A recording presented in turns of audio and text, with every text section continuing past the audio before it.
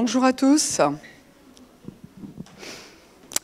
Alors, nous allons donc poursuivre notre série sur notre identité en Christ. Alors, ce que j'invite les parents à faire, c'est à prendre une photo, alors par famille bien entendu, à cause des consignes, de prendre une photo devant ce roll-up que nous placerons sur le chemin de la sortie et nous vous invitons à expliquer à vos enfants qui ils sont. Ils sont uniquement qui Dieu dit qu'ils sont.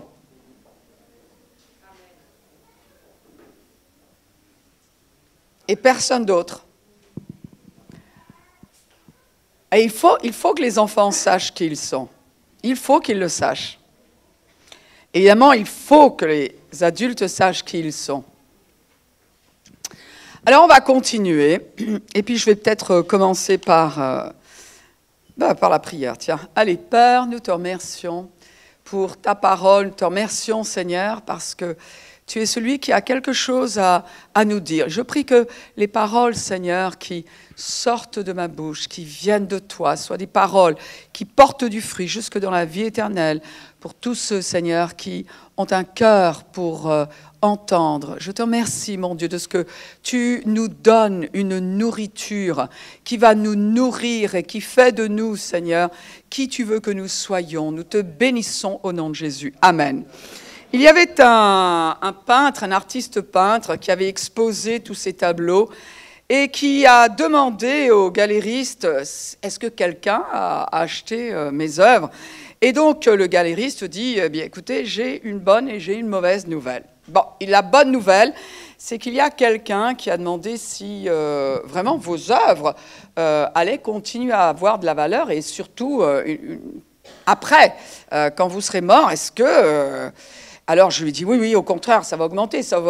Donc il a acheté 10 tableaux. Il dit c'est merveilleux l'artiste. Il était content. Il dit et la mauvaise nouvelle, il dit cet homme était votre médecin. Bon, c'est bien que tout soit en replay. Après, chacun son humour. Alors, nous allons voir aujourd'hui combien nous plaisons à Dieu. Évidemment que quand on entend cela contraste avec tout ce que l'on a l'habitude d'entendre chez la plupart des chrétiens, c'est-à-dire « je ne suis rien, je suis indigne, je ne peux rien, je ne vaux rien ». Et il y a vraiment, quand on est dans ce mode-là, de se voir comme quelqu'un qui est, excusez-moi, mais grosso modo, c'est une grosse larve. C'est un paillasson. Il est difficile de réaliser des exploits. Or, la Bible nous dit que dans les temps dans lesquels nous sommes, ceux qui connaîtront leur Dieu feront des exploits. Si bien que quand on voit, par exemple, tout à l'heure, on a entendu 2 personnes dire « Je remercie le Seigneur pour la victoire de demain. Je remercie pour les victoires que je vais avoir. » Ça veut dire que ce sont des personnes qui ont en vue des exploits. Et ce langage, il plaît à Dieu. Quand c'est une façon d'envisager le futur et que c'est un enfant de Dieu qui le dit, Dieu se réjouit parce qu'ils sont en train de dire à Dieu qu'il y a des exploits qu'ils envisagent et rien d'autre. Et donc, il est évident que quand on envisage des exploits, eh bien, on ne peut pas les envisager si on se voit comme quelqu'un qui ne vaut rien.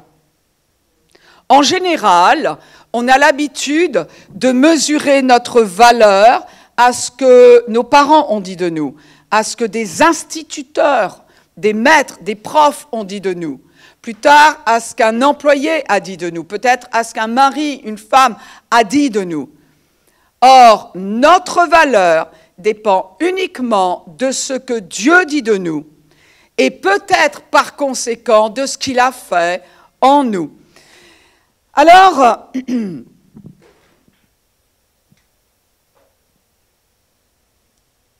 vous savez pourquoi? Parce qu'il y a des tas d'exploits que le Seigneur veut faire. Et que ça n'est pas le diable qui empêche les chrétiens de faire des exploits ou de vivre des exploits. Ça n'est pas le diable qui empêche Dieu d'intervenir dans la vie des gens. C'est l'image que nous avons de nous-mêmes. Si quelqu'un a l'image de quelqu'un qui est voué à l'échec, il va appeler l'échec dans sa vie. Et même si intellectuellement il est d'accord avec toutes les promesses de Dieu, il ne pourra jamais les voir. Parce que quelque part dans son subconscient, ça n'est pas pour lui, c'est pour quelqu'un d'autre. Oui, je comprends que ce soit pour quelqu'un d'autre, mais pour moi, et on revient à si tu savais ce que j'ai dit, si tu savais ce que j'ai fait, si tu savais ce qu'on m'a fait, ça ne rentre pas en ligne de compte dans le royaume spirituel. Au départ, dans Genèse chapitre 1, verset 31, le Seigneur, vous savez, quand il a créé, il a préparé, il voulait que la terre soit le berceau pour l'être humain, pour sa descendance. Cette terre-là a été faite pour ressembler au ciel. Jésus a prié, il a dit que ta volonté soit faite. Où ça? Dans mon quartier. Oui, bah oui. Ben oui. Que ta volonté soit faite là où je suis, comme elle est au ciel. Dans notre quartier au ciel, nous vivrons dans un environnement qui est conforme à la volonté de Dieu. Et là, le Seigneur nous a appris à prier que ta volonté soit faite sur terre. Donc, ce qui veut dire que la terre devait être un reflet du ciel. Quand Dieu a créé les luminaires, il a mis les plantes, il a mis les fleurs, il a mis les animaux, il a mis tous les minéraux dont nous n'aurons jamais besoin.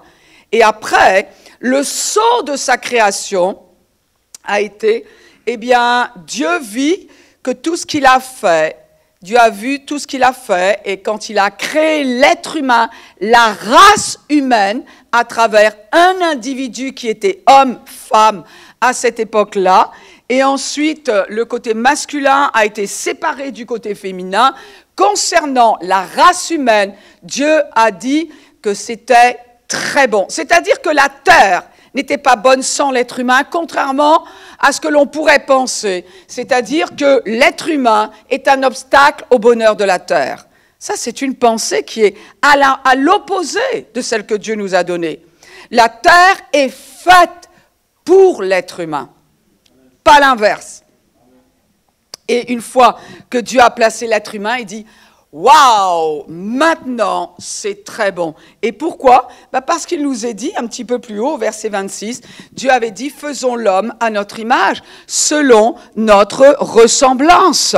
Donc l'être humain avait été placé sur terre, il portait l'image de Dieu, il était à la ressemblance de Dieu, il avait la nature de Dieu, il était plus conscient de Dieu qu'il ne l'était de lui-même ou d'un autre être humain. Et puis ensuite, on sait ce qui s'est passé. L'être humain a voulu faire sa vie sans Dieu. Mon Dieu, ok, c'est maintenant, je vais gérer la terre, parce que c'est à cela que l'être humain est appelé, à régner sur terre, à gérer la terre, mais pas sans Dieu. Aujourd'hui, la terre est remplie d'injustice, parce que l'être humain la gère, c'est à cela qu'il est appelé, mais il la gère sans Dieu. Et sans Dieu, il ne peut pas régner sur la terre. La domination a été donnée à l'être humain qui est uni à Dieu, qui a la nature de Dieu en lui. Et quand l'être humain n'a pas la nature de Dieu en lui, qu'est-ce qui se passe? Il est dominé. C'est pour ça que beaucoup ont peur des chiens. Ça devrait être l'opposé. Donc, qu'est-ce que Dieu a fait? Il a envoyé Jésus-Christ et il a donné un choix à l'être humain de retrouver cette connexion avec l'Éternel, de vivre sa vie unie à Dieu par Jésus-Christ, et non seulement dès le moment où il donne sa vie à Dieu, mais jusque dans l'éternité. vivre le règne de Dieu jusque dans l'éternité. Et alors, il nous est dit dans 2 Corinthiens chapitre 5, verset 17, qu'est-ce que Dieu a fait? Dieu a dû recréer l'être humain, mais pas sans son choix, pas en le lui imposant. Dieu a proposé une recréation, une nouvelle naissance à l'être humain qui accepterait que le prix du péché qui existait entre lui et Dieu ait été payé par Jésus-Christ. Jésus-Christ est le sauveur de l'être humain. Et à celui qui a accepté Jésus-Christ, eh bien, il est dit, si quelqu'un, n'importe qui, est en Christ, pas s'il a fait suffisamment de bonnes œuvres, ou pas s'il n'a pas fait de mal, il est dit juste. Si quelqu'un est en Christ, réécoutez peut-être le message de la dernière fois où j'expliquais ce que cela veut dire être en Christ, et uni à Christ, c'est ce que cela veut dire. Il est, dès maintenant, pas au ciel, dès maintenant, il est une nouvelle. Il est une nouvelle. Il est une nouvelle comme quelqu'un qui n'a jamais existé avant, parce que cette nature de Dieu a recréé complètement l'être intérieur de cette personne, c'est-à-dire l'être spirituel qu'il est. En Christ, nous sommes une nouvelle créature. Alors, dans Colossiens chapitre 3, verset 10, cette nouvelle créature-là, il est dit, ayant revêtu l'homme nouveau, c'est-à-dire qu'il ne suffit pas d'avoir, on verra ça plus tard, mais je vais insister sur une partie du verset. C'est-à-dire que quand nous avons accepté Jésus-Christ, nous avons cette nature en nous, mais là où nous sommes utiles pour Dieu, c'est qu'en cette nature-là, nous nous en revêtons, c'est-à-dire nous choisissons de vivre en harmonie avec qui nous sommes à l'intérieur, avec qui nous sommes selon la nature de Dieu qui est en nous. C'est-à-dire que nous vivions, que nous prenions des décisions, que nous parlions, que nous faisions des choix en fonction de notre union, en tenant compte de notre union avec Christ. Ayant revêtu l'homme nouveau qui se renouvelle dans la connaissance selon l'image de celui qui l'a créé. C'est-à-dire que nous sommes, en tant que chrétiens, nés de nouveau, nous sommes la création de quelqu'un. Vous savez, quelquefois, on a tendance à dire, surtout en anglais, « he's a self-made man ». C'est-à-dire, c'est quelqu'un qui s'est fait lui-même, il s'est fait tout seul. Peut-être qu'il a une grande fortune, mais tu sais quoi, il s'est fait tout seul. Il y est arrivé seul. Nouvelle créature, personne n'y est arrivé seul. Ça commence par là. C'est admettre, je ne peux pas avoir un contact avec Dieu, je ne peux pas vivre avec Dieu pour l'éternité, tel que je suis sans Dieu. Il est celui qui m'a créé. Mes parents m'ont donné un corps. Mais quand j'ai accepté Jésus, je suis l'œuvre de quelqu'un. Et ce n'est pas simplement que je suis l'œuvre de quelqu'un, c'est que je suis à sa ressemblance. Alors, ce qui veut dire que plus je connais celui qui m'a créé, plus je sais qui je suis. Pas simplement plus je connais celui qui m'a créé, c'est plus j'expérimente la vie de celui qui m'a créé. Plus je sais à quel point je suis à sa ressemblance. La question est, est-ce que Dieu a une mauvaise image de lui-même? Est-ce que Dieu est un loser? Est-ce que Dieu est quelqu'un qui échoue dans tout ce qu'il entreprend? Est-ce que Dieu est quelqu'un qui est déprimé face à l'avenir? Est-ce que Dieu est quelqu'un qui est toujours en train de suspecter? Est-ce que Dieu est quelqu'un qui est toujours en train de râler? Qui est Dieu? Parce que la Bible dit qu'en tant que nouvelle créature, je suis créé à sa ressemblance. Je suis créé à son image.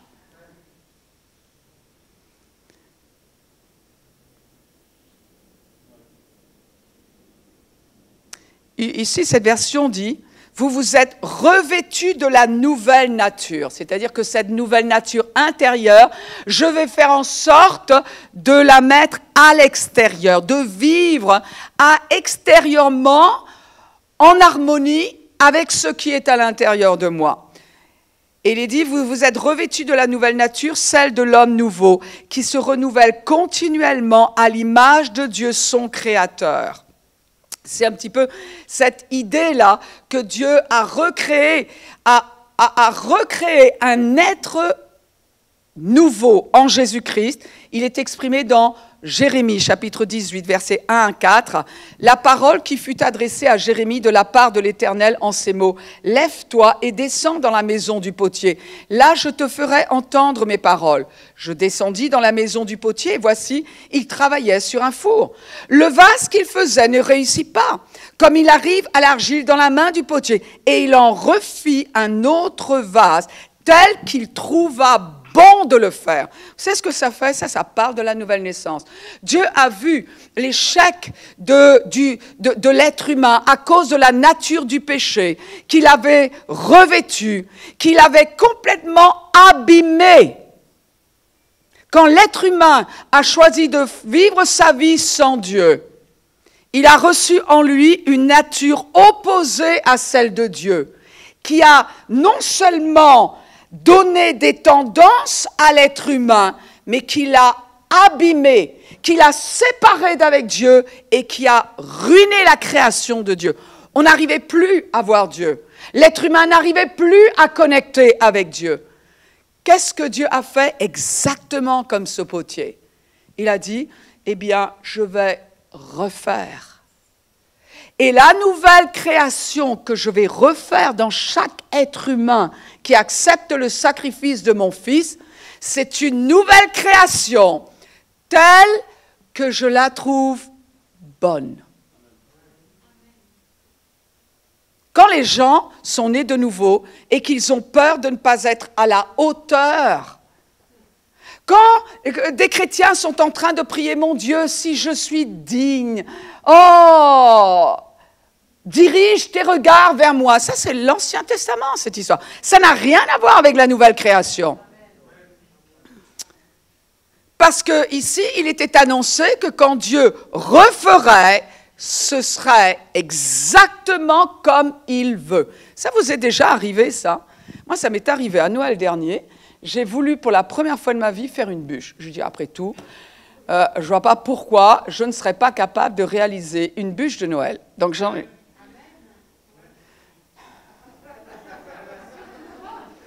Hein? Ah non, mais j'ai dit, je peux, je veux, je peux. Donc, j'ai fait. Et... ouais, je ne vais pas buter sur une bûche. Et donc, j'ai fait une au chocolat. Et franchement, bon, non, c'était au citron. Elle était acceptable. Elle avait la forme d'une bûche, elle avait le glaçage d'une bûche, elle avait le goût du citron. Mais, si vous j'entends tous les commentaires devant, c'est très agréable. Et non, c'était pas la consistance de la pâte, il y avait juste quelque chose qui n'allait pas. Donc, qu'est-ce que j'ai fait? J'ai dit, je suis nulle, j'arriverai pas. Oh, qu'est-ce que j'ai fait? J'ai dit, je ne reste pas là, je vais me refaire la bûche.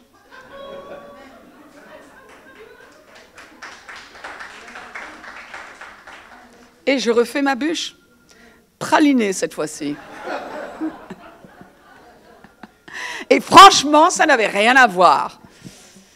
Alors, elle était bonne. Bon, je pense que je peux encore améliorer. Donc, je me suis laissée. Je ne vais quand même pas faire, en plein mois de juillet, une bûche. Un petit peu de dignité quand même. Donc, Noël prochain. Mais en tout cas, j'ai refusé de ne pas pouvoir faire cela. Un chrétien ne devrait pas s'arrêter à un échec, quel qu'il soit. Quel qu'il soit, parce que ça n'est pas notre nature. Ça n'est plus notre nature ancienne. La nature de Dieu, c'est ce que je fais. Je suis voué à le réussir. Comme exactement l'œuvre qu'il a faite en nous. Quand nous sommes nés de nouveau, il l'a réussi. Non, vous ne m'avez pas entendu. Je répète. D'abord, tout ce que Dieu a fait en Jésus-Christ. Quand Jésus-Christ est mort sur la croix pour nous, quand il a été enseveli, quand il est ressuscité, tout ce que Dieu a voulu faire en Christ, il l'a réussi.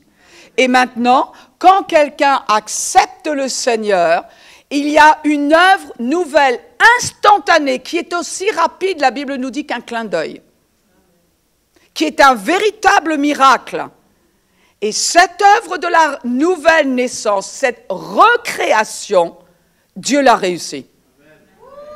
C'est-à-dire que tu ne peux pas voir à quel point tu as été réussi par Dieu uniquement d'après ce que les gens te disent. Tu ne peux pas savoir à quel point tu as été réussi par Dieu uniquement en te regardant dans le miroir. En revanche, si tu réussis à comprendre ce que Dieu a fait en toi quand tu es né de nouveau, il y a de grandes chances que tu aies d'autres ambitions pour ton salaire, pour ta profession, pour tes enfants, la manière dont tu te comportes, ce que tu cuisines.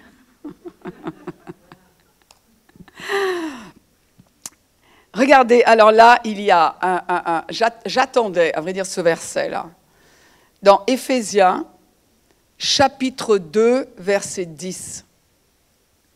Vous savez, quelquefois, les gens n'aiment pas refaire les choses. Et j'ai appris ça de mes parents, à vrai dire, de ma mère et de mon père. C'est tant que ça n'est pas bon, on recommence. Alors, quelquefois, ça casse un peu les pieds quand je dis aux gens, non, c'est pas bon. Oui, mais tu comprends, on a déjà mis de l'argent. Ça n'est pas bon, ça n'est pas comme ça doit être. Donc, on va refaire, on va revoir jusqu'à ce que. Quelqu'un dit jusqu'à ce que. Voilà, il n'y a pas d'autre. C'est-à-dire, un échec ou à moitié ou la médiocrité, ça n'est pas dans le royaume de Dieu. Ça n'est pas le langage de Dieu. Quand tu es né de nouveau, Dieu ne t'a pas créé médiocre. Pourquoi? Parce que c'est ce que nous étions avant. Ce n'était pas la peine qu'il recommence l'échec que nous étions avant Christ. Nous étions nuls avant Christ. Peu importe où nous vivions, ce que nous avions spirituellement, nous étions un échec. Nous étions péchés. Donc, quand Dieu nous a recréés, vous imaginez bien qu'il n'a pas recommencé la même chose. Certains, ou alors c'est vraiment loin de votre façon de penser, ou ça a besoin de s'imprimer dans le cœur, ou de renouveler les pensées. Dieu, quand il nous a recréés en Christ, n'a pas recréé ce que nous étions avant Christ. Donc, il a dû recréer quelqu'un d'autre à son image. Et Éphésiens chapitre 2, verset 10, nous dit, oh là là, nous dit, on va savoir ce qu'il nous dit, car nous sommes son ouvrage, qui, ayant été créé en Jésus-Christ, pour de bonnes œuvres. On n'est pas recréé en Jésus-Christ parce qu'on a fait de bonnes œuvres. Mais maintenant que nous sommes nouveaux en Jésus-Christ, nous pouvons faire ce que Dieu qualifie de bonnes œuvres. Les bonnes œuvres ne sont pas celles que nous faisons pour gagner la faveur de Dieu. Christ l'a gagné pour nous. Ça n'est pas un encouragement à faire n'importe quoi de notre vie, parce que cela irait à l'encontre de la nature qui est en nous. Mais en attendant, la Bible nous dit maintenant que nous sommes créés en Jésus-Christ, nous sommes prêts pour de bonnes œuvres. Et il est dit que Dieu a préparé d'avance afin que nous les pratiquions. Mais je veux revenir sur la première partie du verset, où il est dit « car nous sommes son ouvrage ». C'est ce que je disais tout à l'heure. Nous avons été créés par quelqu'un d'autre. Personne ici ne peut se glorifier de s'être recréé lui-même. Personne, nous sommes tous à égalité.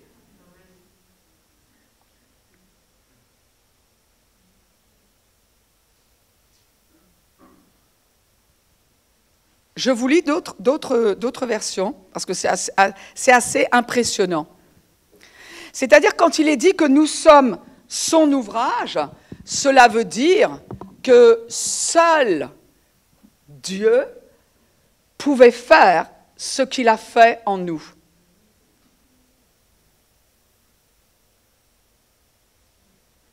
Personne d'autre. Cet ouvrage-là, il est réservé à Dieu seul. Made in God.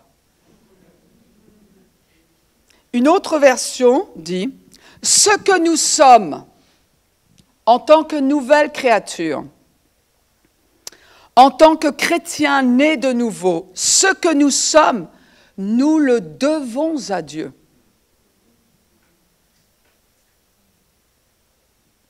Il nous a recréés en Christ pour nous faire accomplir dans la communion avec lui les bonnes œuvres qu'il a préparées depuis longtemps pour nous. Voilà la vie conforme à la volonté de Dieu, celle pour laquelle il a tout arrangé d'avance.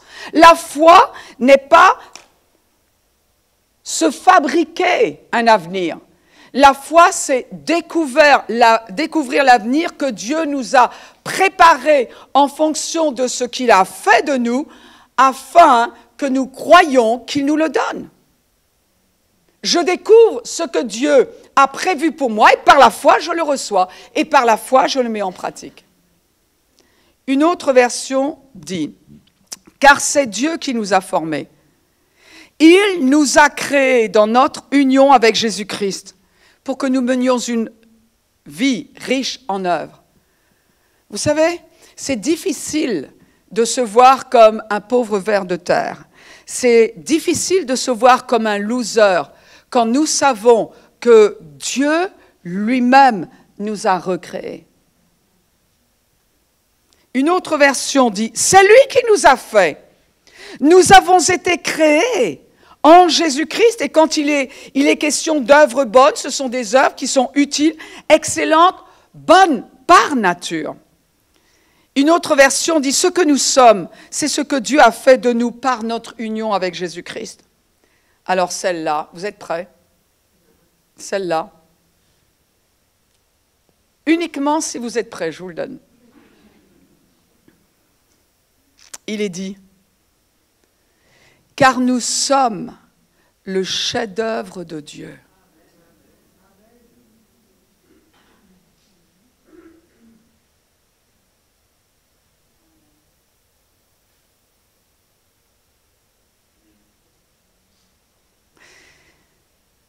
Si nous savons que nous sommes le chef-d'œuvre de Dieu, si nous savons,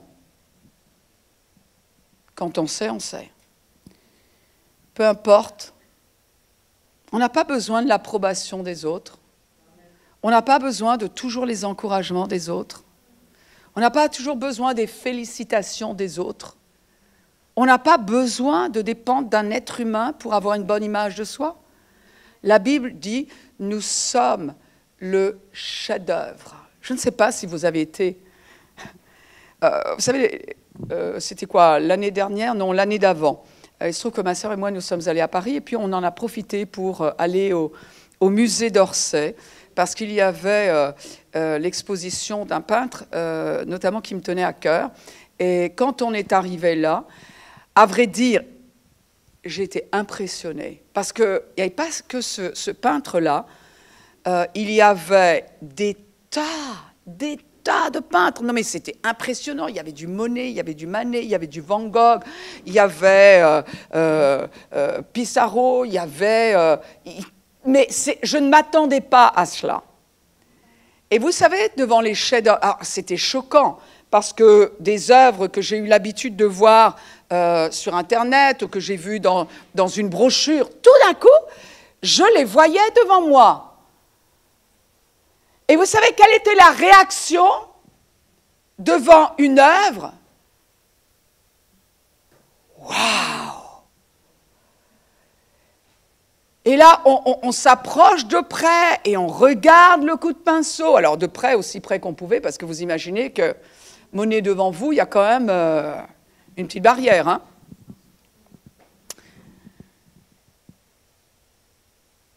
Mais j'étais émerveillée.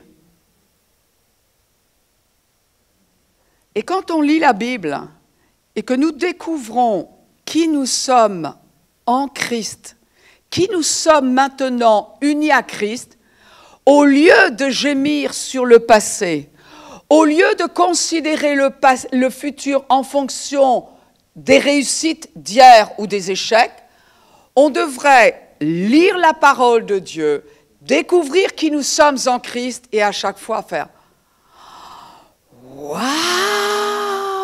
Vous savez, un jour, nous avons reçu de la famille à la maison et il y avait le neveu, le petit neveu, il était très très jeune.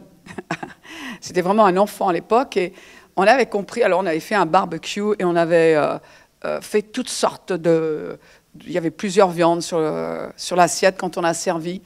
Et le gamin, Nathan, à l'époque, donc il était très jeune, a dit oh, littéralement devant son assiette, oh, tout ça pour moi? Non, mais il avait l'habitude de bien manger, mais je pense qu'il y a quelque chose qui avait dû le dépasser. Et cette réaction-là, quand on lit la Bible et dans notre communion avec Dieu, quand on découvre qui nous sommes en Christ, ça devrait être notre réaction. Waouh! Tout ça pour moi? Au lieu de lire la Bible en 4e vitesse, et au lieu juste de réaliser ce que Jésus-Christ a fait, de réaliser ce qu'il a fait pour toi, en toi, ce qu'il peut faire maintenant avec toi. Mais la Bible dit, nous sommes, c'est la New Living Translation, c'est car nous sommes le chef-d'œuvre de Dieu. C'est très simple, les synonymes sont simples. Nous sommes les merveilles, bijoux, prodiges, travail. Nous sommes le chef-d'œuvre, nous sommes la merveille de Dieu. Quelqu'un attend de voir qui tu es en Christ. Il nous a créés à nouveau dans le Christ Jésus. Quand nous annonçons Jésus à quelqu'un, nous ne sommes pas en train de nous excuser de présenter la vie éternelle en Jésus-Christ.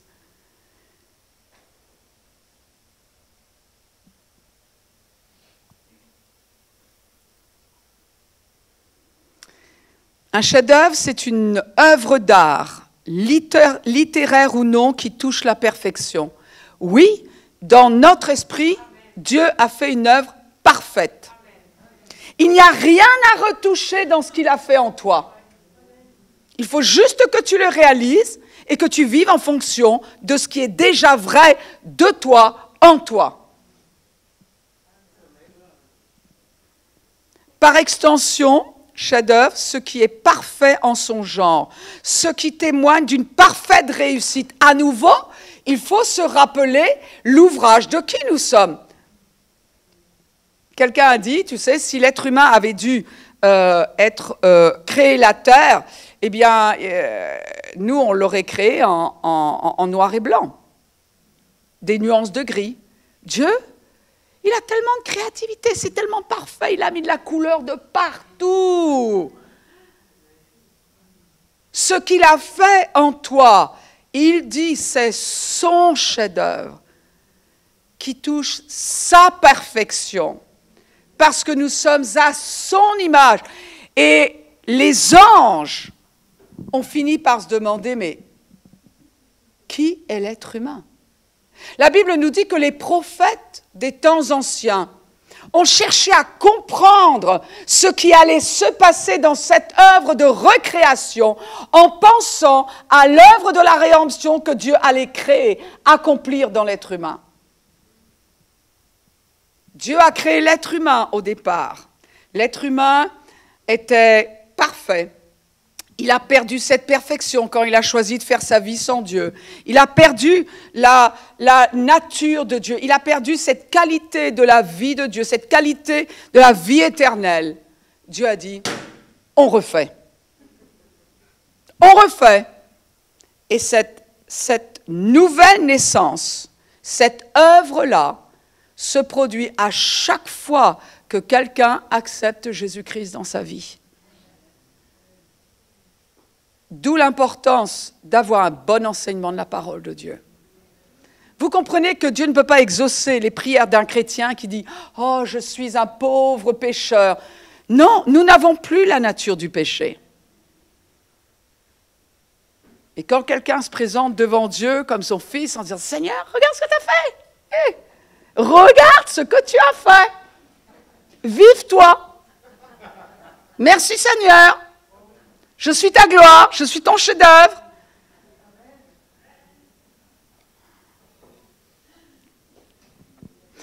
Une autre version dit, Bible amplifiée, car nous sommes son ouvrage, son propre chef-d'œuvre, c'est-à-dire personne ne peut se vanter de faire ce que Dieu a fait en nous. Une œuvre d'art créée dans le Christ Jésus, née de nouveau d'en haut, spirituellement transformée, renouvelée, prêt à être utilisée, prêt à l'emploi,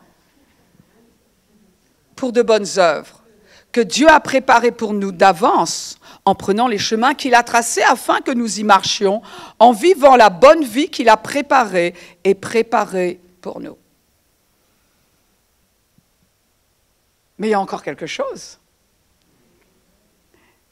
Quand il est dit « nous sommes son ouvrage », qui a été traduit par New Living Translation, par chef-d'œuvre, ce qui est vrai. Mais le mot grec est assez intéressant, parce que c'est « nous sommes devenus son poème », sa poésie. C'est-à-dire que tu n'es pas un cauchemar pour Dieu.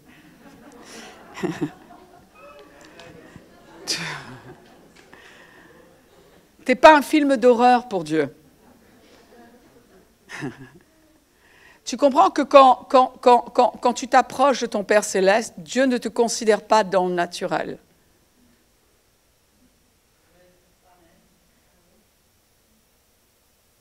Dieu te voit, toi qui es né nouveau, comme son enfant,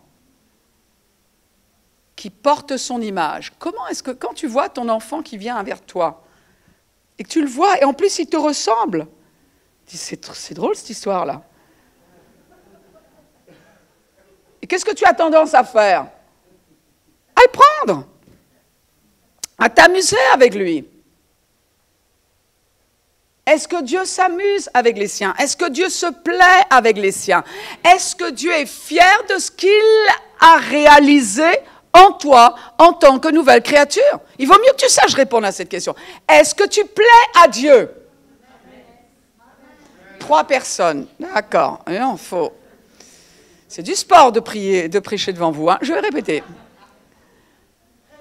Est-ce que tu plais à Dieu? Je répète. En tant qu'être nouveau, plais-tu à Dieu? Est-ce que Dieu t'a réussi? Ah, le volume a un peu baissé là. Est-ce que Dieu t'a réussi? Dis à ton voisin, je suis la réussite de Dieu. Dis à ton autre voisin, tu vois un chef-d'œuvre devant toi.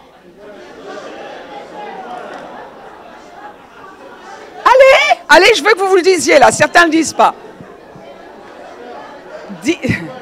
Ben c'est vrai. Je vois des chefs-d'œuvre. Maintenant, je vais juste poser une question qui n'a rien à voir avec... mais quand même. Peut-être que vous avez des objets d'art ou des objets qui, en tout cas, pour vous, sont précieux. Vous savez, par exemple, chez moi, il y a une commode qui, disons qu'elle est bien. Et puis un jour, j'ai vu quelqu'un qui était venu pour nous aider avec la décoration et qui est monté sur la commode pour accrocher un tableau.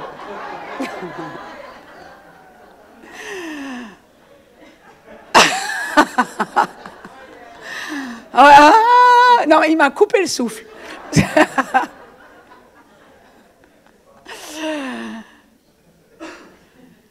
Vous trouvez ça marrant, vous?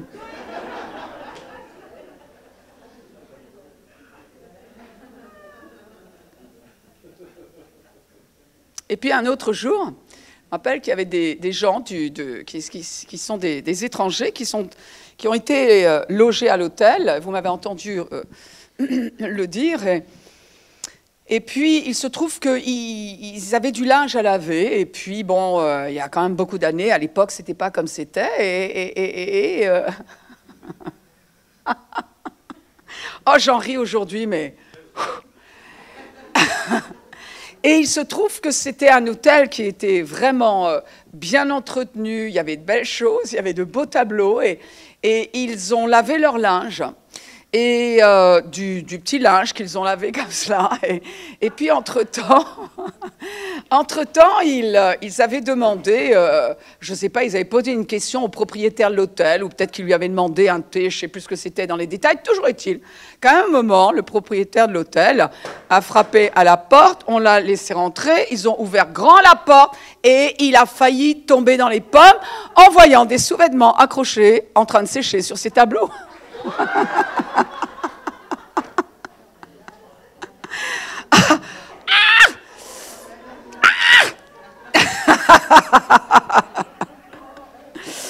Bon, question.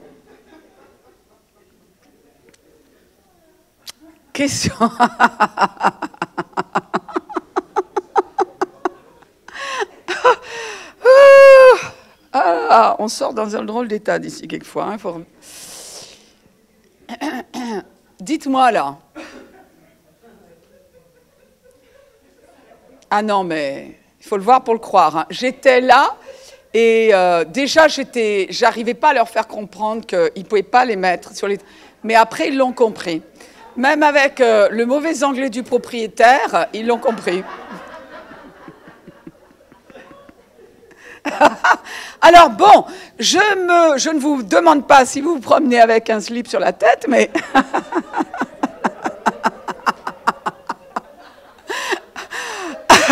Mais vous comprenez que Dieu veut prendre soin de ses chefs-d'œuvre. Et certains, ils n'ont pas compris parce qu'ils sont toujours dans la chambre en train de voir des sous-vêtements mouillés qui sont en train de sécher sur les tableaux et sur les belles lampes et tout ce qu'on veut. Mais c'est la maison de l'horreur. Hein, c'était... Je crois d'ailleurs qu'il leur a dit qu'ils pouvaient aller dans un autre hôtel. Bon, tout ça pour vous dire que... Comment...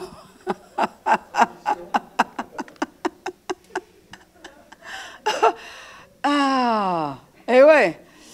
Juste question. Nous sommes l'œuvre de Dieu, n'est-ce pas?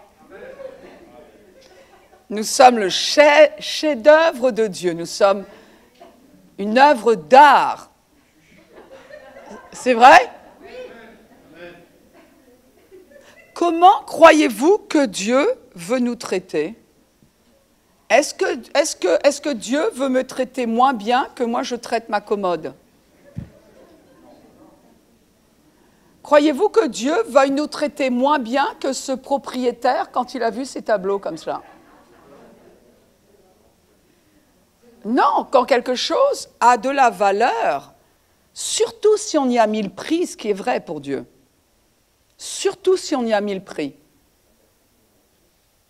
Surtout si on y a mis le prix, on en prend soin. on peut imaginer que ce n'est pas Dieu qui abîme notre corps, Dieu qui nous empêche de vivre les désirs qu'il a mis dans notre cœur. Ce n'est pas lui. Ce qui veut dire que quand on connaît la volonté de Dieu, on peut dire ce que Dieu dit de nous et on finira par le voir. Alors, je vous lis l'autre version parce que je ne vous l'ai toujours pas donnée, hein. Sauf si vous avez été tellement rassasié par mon dernier exemple. Mais non, la Bible dit, dans la version La Passion, « Nous sommes devenus son poème ou sa poésie, un peuple recréé qui accomplira la destinée qu'il a donnée à chacun de nous, car nous sommes unis à Christ. » C'est-à-dire que nous, les chrétiens, nous ne sommes pas des gens qui nous sommes faits tout seuls. Nous avons été faits. Nous avons été recréés. Et il y a donc on comprend bien que le christianisme commence avec ce que Dieu a fait. C'est ça la grâce. Et je vous lis ce verset de Sophonie 3, 17, qui dit « L'Éternel, ton Dieu, est au milieu de toi. » Alors ça, c'est vrai pour le peuple d'Israël, hein, mais on imagine que maintenant, sous la nouvelle alliance, qui est supérieure à cause du sacrifice, du sang, du souverain sacrificateur, etc., eh bien, il pense cela de nous. Mais ça n'est pas ou l'un ou l'autre, c'est les deux. L'Éternel, ton Dieu, est au milieu de toi comme un héros qui sauve. Il fera de toi, pour nous, c'est il a fait de toi, sa plus grande joie. Tu es la plus grande joie du Père. Je répète. Et puis en général, vous savez, quand quelque chose est notre plus grande joie, ce n'est pas du style. C'est ma plus grande joie.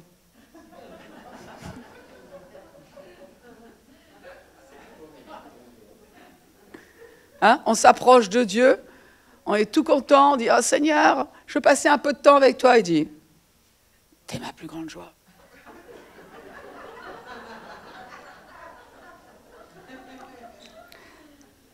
Comment Dieu nous reçoit-il? Il est dit, il fera de toi sa plus grande joie. Il gardera le silence dans son amour. Il aura pour toi des transports d'allégresse. Des transports d'allégresse. Donc, peut-être que cela devrait nous dire la manière dont on devrait parler à Dieu, dont on devrait louer Dieu. C'est pour cela qu'une église ne devrait pas être un cimetière. Parce qu'il y a de la joie. Dieu se réjouit au milieu des siens. Dieu se réjouit. Tu fais la joie de ton Père céleste. Alors peut-être que certains disent « Ouais, mais tu comprends, si tu savais tout ce que j'ai fait. » Tu sais ce qui compte, c'est ce qu'il a fait. Si tu sais ce qu'il a fait, alors tu changeras ce que tu fais.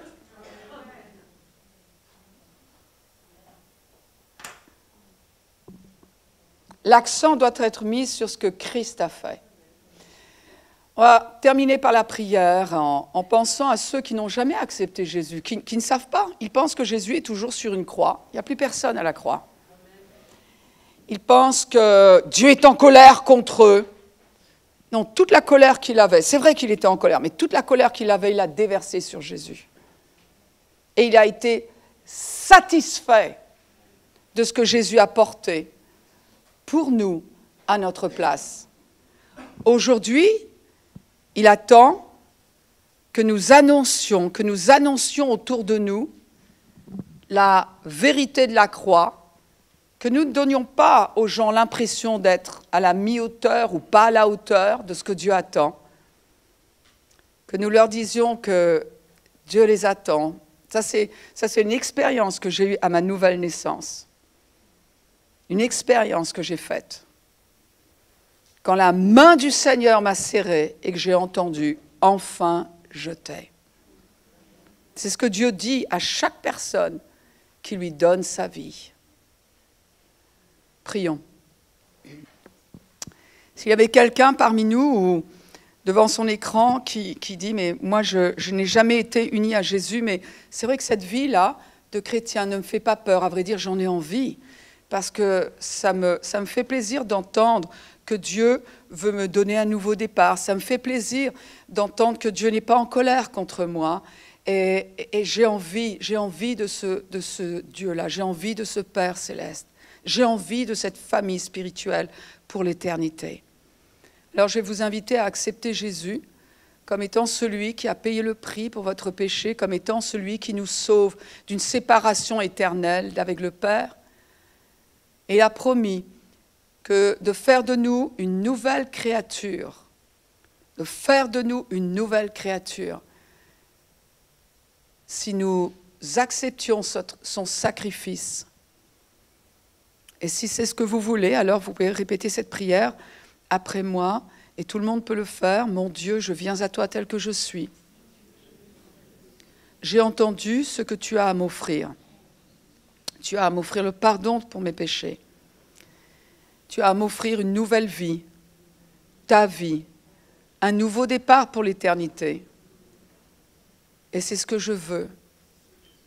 Oui, je suis un pécheur, mais dès que je t'aurai accepté comme mon Seigneur, je serai quelqu'un de nouveau, uni à Christ, un avec le Seigneur, dans la maison du Père. Et cette nouvelle vie commence dès maintenant, pour l'éternité. Tu fais un miracle en moi. Montre-moi ce que tu as fait en moi. Montre-moi qui je suis. Montre-moi qui tu es. Et je te remercie pour la communion que je peux avoir avec toi désormais. Amen.